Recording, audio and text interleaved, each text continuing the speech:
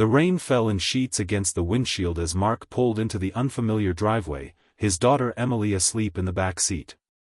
He hadn't planned to end up here, at his ex-wife's sister's house, but sometimes life's most unexpected turns lead to the most profound changes. What began as a desperate knock on her door during a storm would become the night that changed everything. The night that would redefine what family meant to a broken man who thought he'd lost his chance at happiness. If you're enjoying this story, please hit that like button and subscribe to the channel for more emotional journeys that remind us how life can transform in a single moment. Your support helps us continue sharing stories that touch hearts and remind us all of the unexpected blessings hiding in life's challenges. Mark checked the rearview mirror at his sleeping 6-year-old daughter, her small head resting against the booster seat, clutching the worn stuffed rabbit he'd managed to grab before they fled their apartment.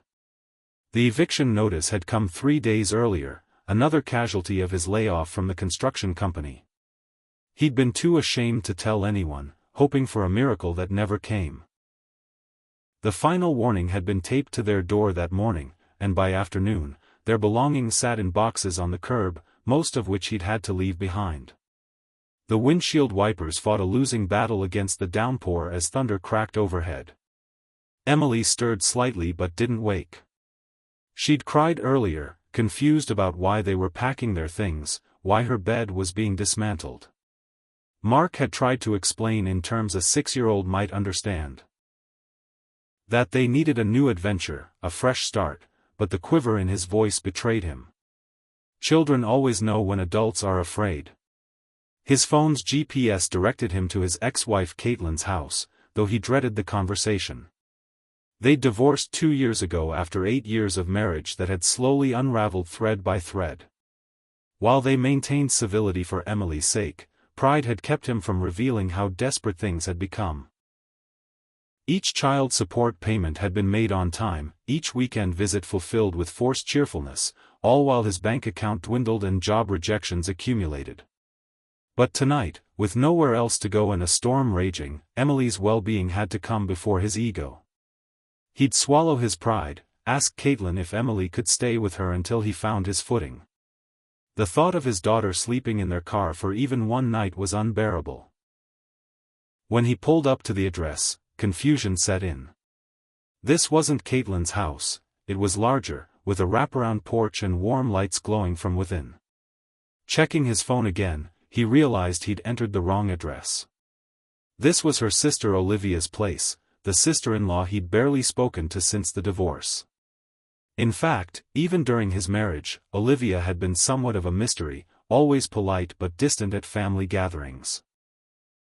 The rain intensified, drumming against the roof of his 15-year-old sedan. Emily stirred in her sleep, her face scrunching with discomfort as thunder boomed again.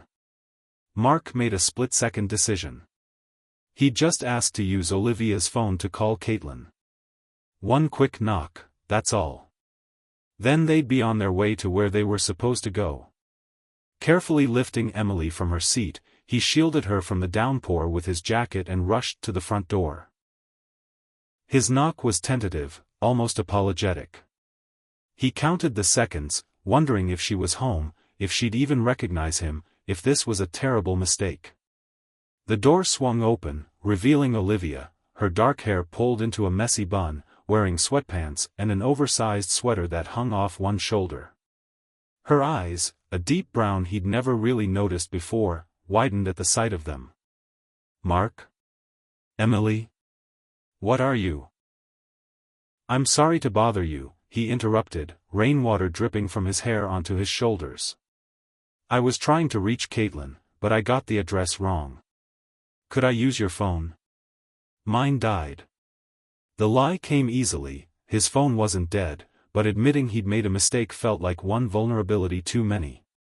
Olivia's gaze shifted from Mark to Emily, who was now awake and shivering against her father's chest, her small fingers clutching her rabbit tighter. "Come inside first," she said, stepping back without hesitation. "You're both soaked."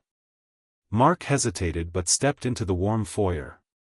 The house smelled of tomato sauce and garlic, making his stomach clench painfully. He couldn't remember the last time he'd eaten a proper meal. It'll just take a minute. I don't want to impose. Olivia disappeared briefly, returning with towels. As she handed one to Mark, her eyes narrowed with concern, taking in his haggard appearance, the dark circles under his eyes, the way his clothes hung loosely on his frame. What's really going on, Mark? Caitlin's in Seattle for a conference. She left yesterday. The news hit him like a physical blow. His last hope vanished, and the weight of the past months, the mounting bills, the failed job interviews, the final eviction notice, crashed down on him. Emily looked up at him, her small face filled with trust that he'd make everything okay. The same trust she'd shown when he'd promised her mother would always be there, before the divorce. The same trust she'd shown when he promised they'd always have their apartment, their home. His voice cracked. We just need to make a call. Then we'll go. Daddy, I'm hungry, Emily whispered, clutching her rabbit tighter. Olivia knelt to Emily's level, her expression softening. I just made spaghetti. Would you like some? Emily nodded eagerly, and before Mark could protest, Olivia was leading them toward the kitchen. The aroma of tomato sauce and garlic bread filled the air, making Mark realize they hadn't eaten a proper meal in days. His last $20 had gone to gas to get them here. The kitchen was warm and inviting, with copper pots hanging from a rack and children's artwork, presumably from Olivia's students, magnetized to the refrigerator. Emily climbed onto a chair at the island counter, her eyes wide as Olivia set a plate of spaghetti before her. Careful, it's hot, Olivia cautioned, cutting the pasta into smaller pieces. She glanced at Mark. You too. Sit. Eat. I'm fine, he started to say, but his stomach betrayed him with an audible growl. Olivia raised an eyebrow but didn't comment, simply setting another plate at the counter. As Emily ate hungrily, Olivia pulled Mark aside. Tell me what's happening. Perhaps it was exhaustion, or maybe the genuine concern in her eyes, but Mark found himself confessing everything: the layoff 6 months ago, the dwindling savings, the failed interviews, the final eviction that had become reality that morning. We've been living in the car since noon, he admitted, shame coloring his voice. I thought Caitlin might let Emily stay with her until I figure something out. And where were you planning to go? Olivia asked quietly. Mark shrugged, unable to meet her eyes. There's a shelter downtown. Or the car.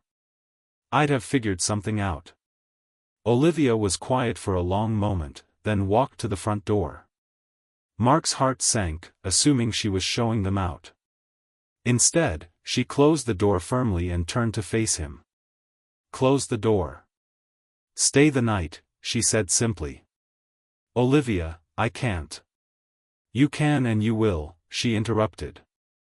There's a storm warning until morning, and I have plenty of room. Emily needs a warm bed, and frankly, so do you. Mark wanted to refuse, to preserve what little dignity he had left, but one look at Emily happily twirling spaghetti around her fork made the decision for him.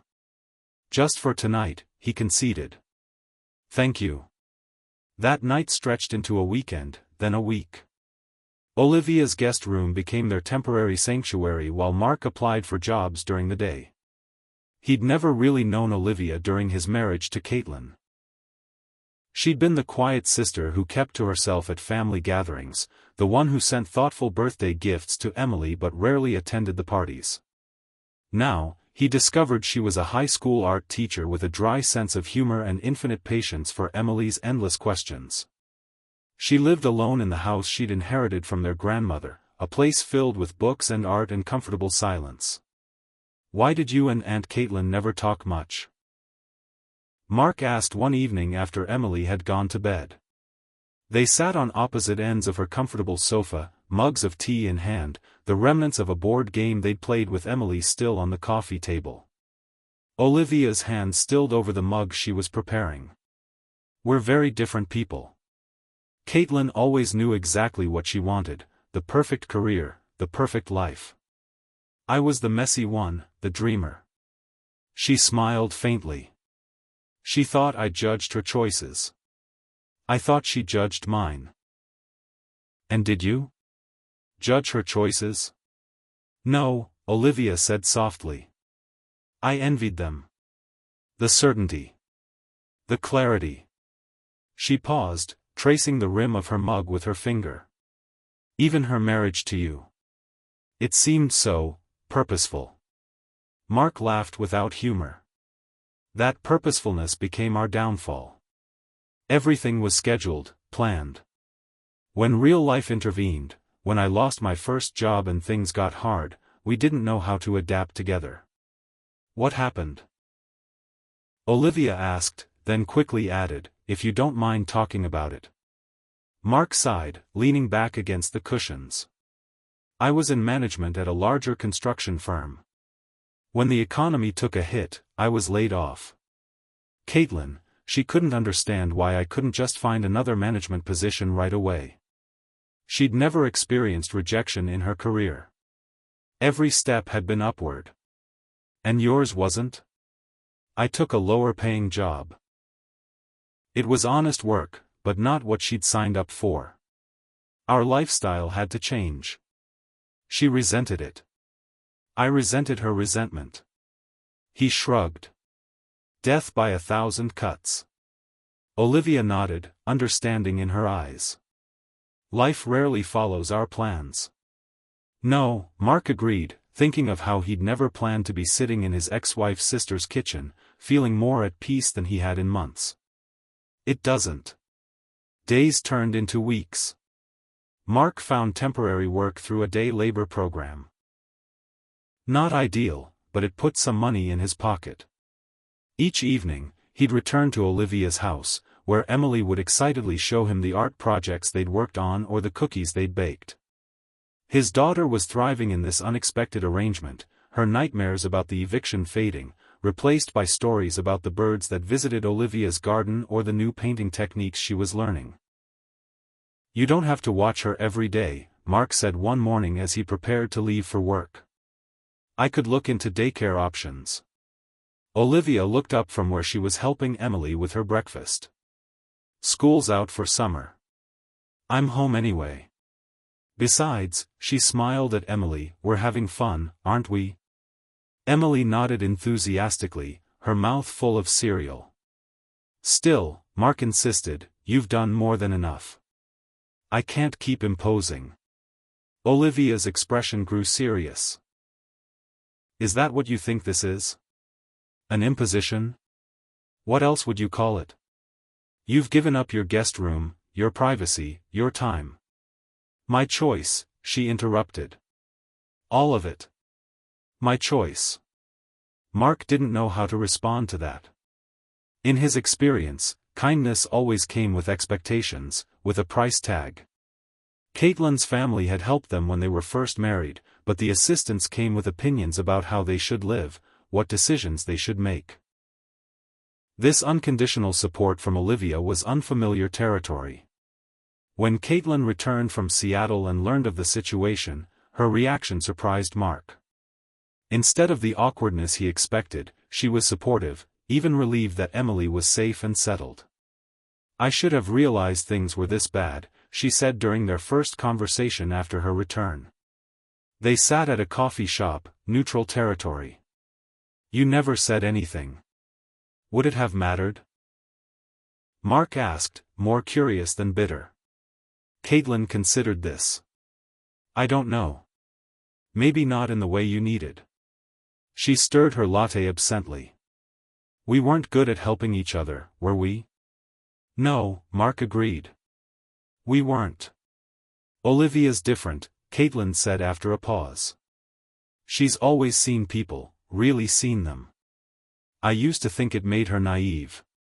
Now I wonder if she just understands something about humanity that I don't. The three adults created an arrangement that put Emily first, with Mark continuing his job search while staying in Olivia's guest house, a small studio apartment behind the main house that she'd previously used as an art studio. You can pay rent once you're back on your feet, Olivia insisted. Emily loves the backyard, and this way she can maintain her routine. Mark found more stable work at a local construction company 2 weeks later. The pay wasn't what he'd made before, but it was a start. Each evening, he'd return to find Emily and Olivia working on art projects or baking cookies, his daughter's laughter filling spaces in his heart he hadn't realized were empty. The guest house gave him independence while keeping Emily close. Some nights, after Emily was asleep in the main house, she preferred staying with Aunt Livy most nights. Mark would sit on his small porch, watching the stars and marveling at how completely his life had changed in such a short time. One rainy night, reminiscent of that first desperate evening, Mark found Olivia on the porch swing, watching the storm. She'd wrapped herself in a thick cardigan, her hair loose around her shoulders. "Couldn't sleep?" he asked, joining her. "I love the rain," she replied. "Always have. It washes everything clean, gives everything a fresh start." Mark nodded, understanding the metaphor. "I never thanked you properly. Not just for the roof over our heads, but for everything else."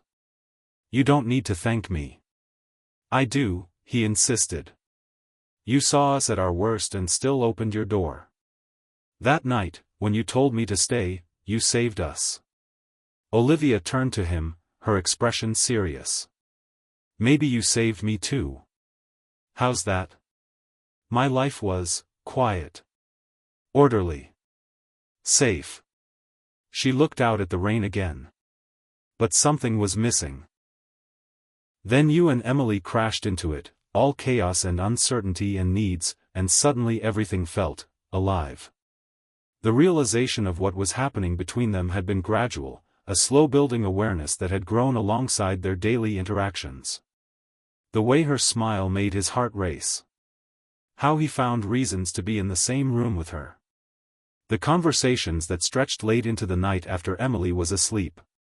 "Olivia," he said softly, "I never expected this." "Neither did I," she admitted. "And it's complicated. You're Caitlin's ex-husband. Emily's father." "Yes. People will talk. They will. And you're still healing from everything that's happened." Mark reached for her hand, his touch tentative. "I am. But I'm also beginning to hope again. Because of you." The rain continued to fall, creating a curtain around the porch swing, a world that contained just the two of them. "That first night," Olivia whispered, "when I told you to close the door and stay. I had no idea I was really opening one instead." Their first kiss came a week later, in the kitchen while Emily was at a playdate. It was tentative, questioning, both of them still uncertain if this fragile thing between them could bear weight. But as summer turned to fall, uncertainty gave way to conviction. They moved carefully, mindful of Emily's feelings, of the complex family dynamics.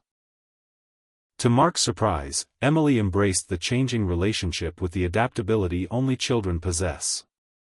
"Does this mean Aunt Livy will be with us forever?" she asked one night as Mark tucked her in. "Would you like that?" he asked carefully. Emily nodded solemnly. "She makes you smile again. And she knows how to make the perfect hot chocolate." "High praise indeed," Mark laughed. "Daddy?" Emily's voice grew serious. "Are we going to have to leave again? Like we left our apartment?" The question pierced Mark's heart. "No, sweetheart. We're not going anywhere. Promise?" Mark hesitated, remembering all the promises he'd made and broken, not through choice but circumstance. "I promise we'll always be together, you and me. And I promise I'll always do everything I can to keep us safe." Emily seemed to consider this, then nodded, accepting his careful wording. "I think Aunt Livy will help too. She's good at fixing things."